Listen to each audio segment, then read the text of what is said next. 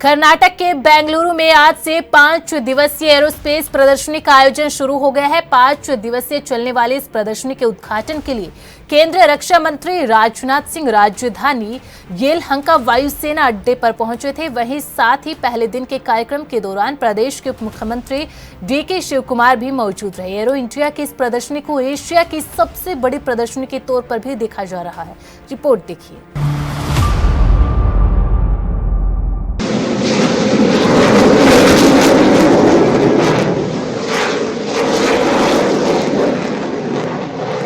बैंगलोर में वायुसेना का शौर्य प्रदर्शन। कर्नाटक की राजधानी बैंगलोर में आज से वायुसेना के द्वारा एशिया की सबसे बड़ी एरोस्पेस प्रदर्शनी की शुरुआत कर दी गई है। कार्यक्रम का उद्घाटन रक्षा मंत्री राजनाथ सिंह, प्रदेश उप मुख्यमंत्री डीके शिवकुमार और रक्षा प्रमुख अनिल चौहान की मौजूदगी में किया गया। देश में अब की बार रक्षा प्रदर्शनी के 15वें संस्करण का आयोजन किया जा रहा है, जिसकी theme runway to a billion पर रखी गई है। प्रदर्शनी के माध्यम में से वायुसेना के द्वारा अपना पराक्रम, आधुनिकी, नवाचार और बेहतरीन एयरक्राफ्टों को प्रदर्शित किया जा रहा है। साथ ही इस दौरान देश दुनिया की तमाम एरोस्पेस कंपनी को अपने अत्याधुनिक उत्पादों को प्रदर्शन करने के लिए एक प्लेटफॉर्म भी प्रदान किया जा रहा है, जिसका उद्देश्य भारत में मेक फॉर वर्ल्ड और स्वदेशीकरण जैसी योजनाओं को बढ़ावा देना है। साथ ही कार्यक्रम के दौरान रक्षा मंत्रियों का सम्मेलन, मुख्य कार्यकारी अधिकारियों के सम्मेलन, भारत और आईडीएक्स मंडपों का उद्घाटन, मंथन, आईडीएक्स कार्यक्रम, हवाई करतब और एरोस्पेस कंपनियों की प्रदर्शनी जैसे आयोजनों के माध्यम से भारत की वायुसेना के शौर्य और पराक्रम को बढ़ाना भी इस कार्यक्रम का उद्देश्य है। We have had very long and very close partnership with BEML. One has to remain ahead. One has to think something which is seemingly looks impossible. But we have to go and work and add to the teeth of the armed forces. So I'm very happy for BML to choosing this tagline for themselves. Asia की सबसे बड़ी प्रदर्शनी। भारत में aerospace प्रदर्शनी का आयोजन बैंगलोर के येलहंका वायुसेना अड्डे पर आज से शुरू हो गया है। 5 दिवसीय चलने वाले इस कार्यक्रम को एशिया की सबसे बड़ी वायुसेना प्रदर्शनी के तौर पर भी देखा जा रहा है। बता दें कि इस बार की प्रदर्शनी के क्षेत्र को बढ़ाकर 42,000 वर्ग मीटर कर दिया गया है, जिसके चलते ही इस बार की रक्षा प्रदर्शनी का एशिया की सबसे बड़ी प्रदर्शनी कहा जा रहा है। साथ ही मेले में अब की बार विदेशों से पहुंचने वाली 150 कंपनियों को मिलाकर कुल 900 कंपनियां पहुंचने वाली है, जिसके चलते भी इस प्रदर्शनी को सबसे बड़ा बताया जा रहा है। We need not worry about it, is my feeling it, because this is my personal feeling. Because we know the adversaries, we know what are all the capabilities that we have got, and as a country we are progressing from 5 plus to the 6.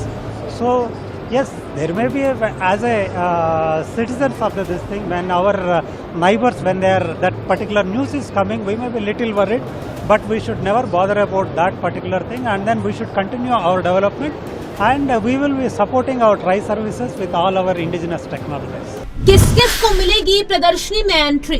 5 दिवसीय वायुसेना प्रदर्शनी कार्यक्रम का आगाज बैंगलोर में कर दिया गया है, जिसमें देश दुनिया के बड़े बड़े नेता, उद्यमी और अधिकारी पहुंचेंगे। 5 दिन चलने वाले इस आयोजन में शुरू के 3 दिन केवल वीआईपी यानी सिर्फ खास लोगों के लिए रखे गए हैं। शुरुआती दिनों में दुनिया भर के उद्यमी प्रदर्शनी में भाग लेंगे, वहीं आखिर के 2 दिनों में आम आदमी को भी भाग लेने का मौका दिया जाएगा। बता दें कि कार्यक्रम के दौरान देश दुनिया के अत्याधुनिक विमान, मिसाइलें और वायुसेना के द्वारा हैरत अंगेज करतब भी देखने को मिलेंगे। I am very happy to report today 3 of our production standard LCA Mark 1 flew. Actually 4 of them flew. One was a prototype which we are doing the testing, but the 3 that followed the first aircraft were production standard. So you are seeing that the first 3 aircraft are already flying. And yesterday we have also showcased when our Raksha Mantri landed at HAL airport. We showcased these 3 aircraft and 2 trainers and another 2 aircraft which are already in further stages. So as we have said, we are building those aircraft and we are getting them ready. वायु प्रदर्शनी को बताया महाकुंभ। बैंगलोर के येलहंका वायुसेना अड्डे पर aerospace प्रदर्शनी का उद्घाटन करने के लिए देश के रक्षा मंत्री राजनाथ सिंह पहुंचे थे। कार्यक्रम के दौरान रक्षा मंत्री ने अपने संबोधन के दौरान वायुसेना के द्वारा आयोजित की जा रही प्रदर्शनी की तुलना प्रयागराज में चल रहे महाकुंभ से की है। उन्होंने सभा को संबोधित करते हुए कहा कि जिस प्रकार प्रयागराज में चल रहा महाकुंभ देश की आंतरिक शक्ति को बढ़ाता है, उसी प्रकार हमारी सेना द्वारा आयोजित किया जा रहा यह रक्षा प्रदर्शन देश की बाहरी ताकत को बढ़ाकर मजबूत करेगा। उन्होंने कहा कि महाकुंभ हमारी सांस्कृतिक विरासत और परंपरा को समृद्ध बनाता है, तो भारतीय सेना की ओर से दिखाया जा रहा साहस प्रदर्शन देश की ताकत का परचम पूरे विश्व भर में परचम लहरा रहा है। महाकुंभ की एक आत्मसंधान है तो एरोस्पेस एक अनुसंधान है। इस दौरान रक्षा मंत्री के द्वारा कहा गया कि एरोस्पेस पर प्रदर्शन की सफलता पीएम मोदी के विकसित भारत के संकल्प को भी बल मिलेगा। मैं समझता हूं कि एरो इंडिया के रूप में आज से भारत में एक और महाकुंभ का प्रारंभ हो रहा है, जहां एक तरफ प्रयागराज का महाकुंभ आत्मसंधान का कुंभ है, तो वहीं दूसरी तरफ एरो इंडिया का यह महाकुंभ अनुसंधान का कुंभ है। जहां एक तरफ प्रयागराज का महाकुंभ आंतरिक मजबूती पर ध्यान दे रहा है, तो वहीं दूसरी तरफ एरो इंडिया का यह महाकुंभ हमारी बाहरी मजबूती पर ध्यान दे रहा है। जहां एक तरफ प्रयागराज का महाकुंभ भारत की संस्कृति को दर्शा रहा है, तो वहीं दूसरी तरफ एरो इंडिया का यह महाकुंभ भारत की शक्ति को दर्शा रहा है। एक तरफ जहां परंपरा और अध्यात्म का महाकुंभ चल रहा है, तो वहीं दूसरी तरफ पराक्रम और आयुध का महाकुंभ चल रहा है। आसमान में लगा एयरक्राफ्ट का मेला। बैंगलोर के यलहंका वायुसेना अड्डे पर एरोस्पेस के कार्यक्रम के दौरान वायुसेना ने देश में निर्मित एयरक्राफ्टों को उड़ाकर शक्ति प्रदर्शन किया है। एरोस्पेस प्रदर्शन में वायुसेना के जवानों द्वारा सुखोई 30, तेजस और ना जाने कितने एयरक्राफ्टों को आकाश में उड़ाकर हैरतअंगेज करतब दिखाए। साथ ही वायुसेना की ताकत का लोहा भी बनवाया गया।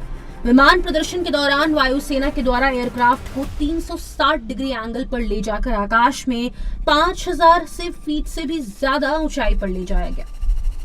वायुसेना और थल सेना प्रमुख ने भरी एक साथ उड़ान। आप लोगों ने बहुत कम मौके पर ही थल सेना और वायुसेना प्रमुख को एक साथ देखा होगा, और जब कभी साथ भी देखा होगा तो सिर्फ औपचारिकता निभाते हुए।